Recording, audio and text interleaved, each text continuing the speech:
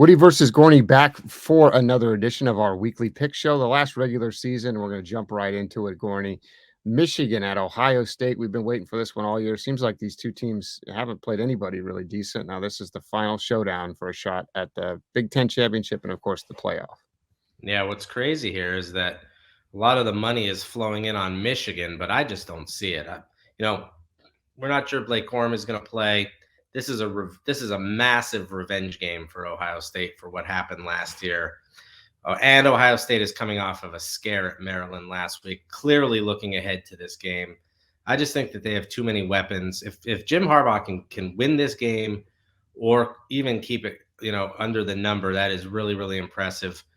I don't trust J.J. McCarthy on the road. He can meditate all he wants, but it's not going to help him in Columbus. I am taking the Buckeyes, and it could be big.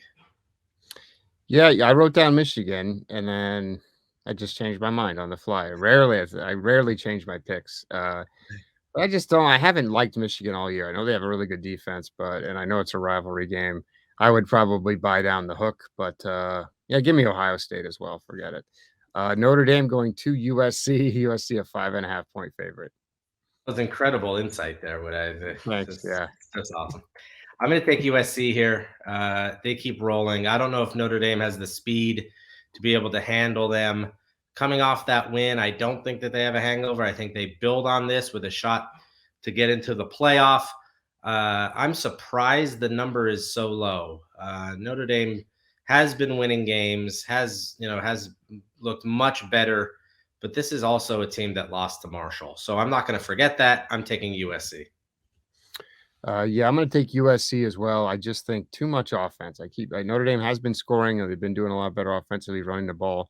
I might take the over too, but I think USC kind of pulls away at the end, and this gives us a Heisman showcase for Caleb Williams. Should note that we're recording this on Thanksgiving, so that may affect my analysis ability here as we're just trying to get her done. Got to get the content out. Doesn't matter if it's a holiday or not.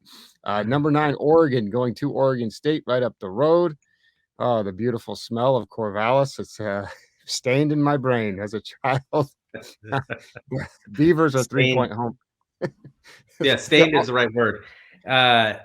I don't know why I'm doing this. I'm just following principle here. I think Oregon could go down there and throttle them, but this is a flip game. 65% of the people on Oregon, all the money on Oregon State. Something's up here. Something's weird. I don't know what it is, but I'm going to follow my gut, my significant gut, and take Oregon State here +3. Yeah, I would tend to lean towards Oregon State if their strength wasn't kind of plays right into Oregon's hand, almost like Utah's offense. They can score, but they just are not a terrific passing team. They've had some struggles there all year, of course, playing two different quarterbacks. So I don't think they can exploit Oregon like we saw Washington and some other teams do. So yeah, I'm going to go ahead and take the Ducks to win and cover on the road with a slightly healthier Bo Nix, hopefully playing in that game. Louisville going to Kentucky. Kentucky a 3-point home underdog. Yeah, this is the strange one. Kentucky is the 3-point favorite, but Louisville's ranked. So, oh man, this is a tough one. I'm going to take Louisville here. Kentucky's kind of hit the skids a little bit. They looked good against Georgia for a long stretch there, but I also think Georgia's packing it in, waiting for the SEC championship. I'm going to take Louisville here. I don't love it. Louisville either shows up and plays great or looks terrible. I think they show up and play great in a rivalry game, and I think they pull this one out. Yeah, I don't think Malik Cunningham is going to play. Sources close to me have said that. So they won last week with their backup, but guess what? I think Cunningham's shutting her down. I think under talked about story. I'm going to take Kentucky to win and cover at home. I think they should have a good crowd there for that one. LSU going to Texas A&M. Texas A&M a 10-point home underdog. Yeah, this is one where, again, everybody is on LSU. And so it almost looks just too easy. Texas A&M has been so god-awfully bad. I mean, they looked terrible against UMass. I mean, for God's sakes, they just don't have anything going on. But I'm going to take LSU. I just can't see, unless Jimbo Fisher pulls out all the stops here and it's a 7-0 game, I just don't see how they can cover this. LSU -10, I think that's easy money, and they cover pretty easily. 10 points is a lot. This one does seem fishy. Of course, we saw LSU have a letdown after the Alabama game against Arkansas. We know they got Georgia next week, but yeah, I just can't take Texas. I'm sorry. If I lose, I lose, but I'll take LSU to cover. Tennessee looking to bounce back, going to Vanderbilt, where they're 14-point favorites. Yeah, this is one where I love the over. I don't even know what it is, but I think they're going to go back and forth here. Tennessee's going to score points. Vanderbilt is capable of scoring points, and in that sense, I'm going to take Vandy. I'll give me the underdog here to cover. I don't think they win the game, but I can see a 41-31 kind of game. So I'll take Vandy plus 2 touchdowns. Yeah, I'm gonna take Vandy as well. It's such a bummer to see Hendon Hooker go down. Joe Milton steps in. We know my personal history with him off the field, but what, whenever he's played, I just haven't seen that they haven't been the same team. I mean, the starter last year, he was the starter when they, of course, lost to Pitt at home, and that was a good Pitt team, of course. But I just don't like him to blow anybody out. The defense just atrocious. I mean, just awful last week. So yeah, I like Mike Wright, AJ Swan, whoever you want to throw in there for Vandy to put up some points. Washington going to Washington State. This is an interesting one. Only a 2-point line, Gorney. Yeah, this is another fishy one. So you think something might be up here. Going to Pullman, it should be a good atmosphere. Apple Cup. Hopefully, it's not 12 degrees and foggy and all that kind of stuff. But I'm just going to side with Washington here, and it's not following the money or anything like that. It's just Washington's a better football team, so I'm going to take them. It's been a long time since Washington State beat Wisconsin, and we now know Wisconsin isn't really good. So I'm going to take Washington here. I'm surprised that the line is so low, which means it's probably a trap, but trap me if you will. Yeah, I'm gonna take Washington as well. I mean, you never know. You go into the Palouse. I haven't checked the weather report, but I think Washington wants to finish strong. They've had a really good season. I mean, just completely turned things around. Already giving the coach an extension, which you got to love. Bidding against nobody to extend the coach out in the future. ADs continue to be winless against agents, but yeah, I like the Huskies to cover there. Iowa State going to TCU. TCU needs this one, a 10-point favorite. Yeah, this is one, and this is another one where the money seems to be flowing in on Iowa State, and I just don't get it. I think that, teams keep trying. The Vegas odds makers keep thinking TCU is going to trip up.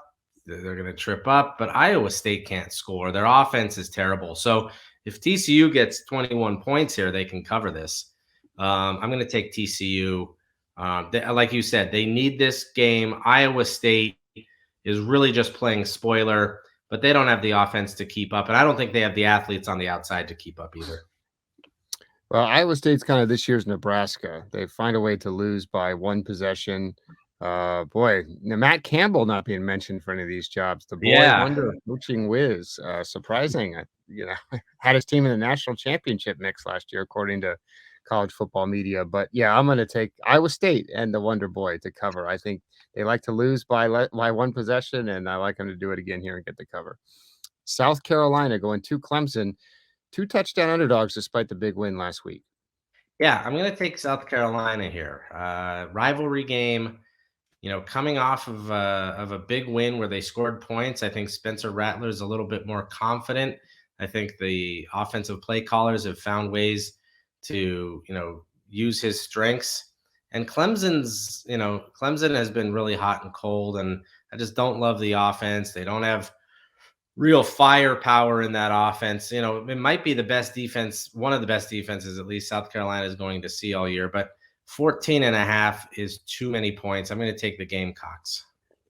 Yeah, they've been vulnerable in the passing game, Clemson has, so I could see them giving up some plays. But what I don't think South Carolina can do is block the wave of defensive linemen. A lot of guys will be going to the NFL after this game, too. I like Clemson to cause a few turnovers and get ahead. I mean, South Carolina's defense wasn't exactly, shut down last week. So, yeah, give me Clemson to win and cover. Michigan State going to Penn State. Penn State an 18-point favorite.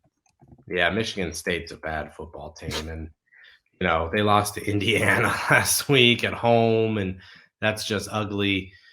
But all but they battle. So I'm not crazy about this. Everybody's on Penn State, which means I'm just going to take Michigan State. Penn State has been sort of blowing teams out recently, which is not their MO. Usually Franklin sort of manages through the game and gets a win and gets out of there, 31-14 or something, 28-14. It's far too close. But Michigan State will go in there and battle and make it ugly, and it's 2 days after Thanksgiving. So I'm going to take Michigan State here. I don't love it, but if you're going to give me 19 points, I'll just take it. Yeah, I'm gonna take the Spartans as well. I just never trust Penn State. It's like could be a letdown spot, a big number, season's almost over. They're not going to the championship game. I expect them to win, but it could be a little closer than you think. The war on I-4, UCF going to USF. As I mentioned, UCF let the hosting the championship game slip through their fingers. Now they need to win to get in, and they're 19-point favorites. Yeah, I think they win, but Gus Malzahn's offense uh, isn't going to blow anybody out. USF, you just don't walk into USF and get an easy win. So I'm going to take them plus 19. I don't, UCF is coming off of a bad loss to Navy. Navy plays hard, but they're not good. So I think they're a little, down on themselves. Malzahn will keep it close. USF has at least some playmakers to make something happen. I'll take them plus 19. Yeah, I never really trust UCF to blow anybody out, but I think the players, I think they got their wake up call last week. Goals still in front of them, as the coaches like to say. So yeah, I'm gonna take the Knights, which I expect to be a UCF heavy crowd there in Raymond James Stadium, 25% full for Yeah, that one. Auburn and Alabama, the Iron Bowl. Alabama 22-point favorite. 22-point favorite. That's pretty crazy, huh? So, you know, almost every single bet has been made on Auburn to cover, which makes me think Alabama's gonna blow them out. So I'm gonna take 35-10. Auburn can't score. Their quarterback play is horrible. They'll turn the ball over. This game could be 22.5-0. I don't care. Alabama really not playing for much other than pride. I'm going to take Alabama. I hate taking huge numbers in rivalry games, but this one is so big. And, maybe by game time, Lane Kiffin is in a box somewhere watching this one, and he might turn around and go back to Ole Miss. I'm taking Alabama. Yeah, I'm gonna take Alabama as well. I do think I've been arguing with some people online. The way the rankings shake out, Alabama's not eliminated. USC loses, TCU loses, LSU lose, and I could see a two-loss Alabama team getting put in over a one-loss Michigan or a one-loss TCU just because the way the committee loves to get two SEC teams in. I'm not saying they should. I'm just saying, we've seen it happen. So, yeah, I would keep an eye on Alabama there. I like them to blow out. Of course, I love the first half, which has not been as automatic this year as in some years, but Yeah. yeah, I still like that one. Georgia Tech going to Georgia, 35.5, big number. Please tell me this is the last game we're doing. We got three more. Oh, God. All right, I'll make this quick. I'm taking Georgia Tech. The flip is on. Public likes Georgia. Money likes Georgia Tech.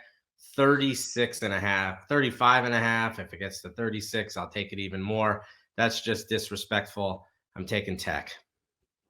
All right. I'll take the dogs. We get, playoff berth is coming. We need some style points here for Georgia. So yeah, give me the dogs to cover that big number and the portal gates to open for Georgia Tech. Utah going to Colorado. Colorado a 29.5-point underdog at home. Yeah, I'll be interested to see how many watch this thriller. It's just going to be ugly, but I'll take Colorado. Utah's not going to blow them out. Colorado's not a good football team, but again, if you're giving me 29.5 and you're home, I'm going to take it. So I'll take Colorado here. I'm going to take Utah and bounce back after the Oregon game. I know they can't score a lot, but I don't expect Colorado to score any. So Yeah, right. give me the Utes. Last but not least, Kansas at Kansas State, whatever they call this, Farmageddon, or was that the other one? Whatever. I don't know. I don't know. I don't care.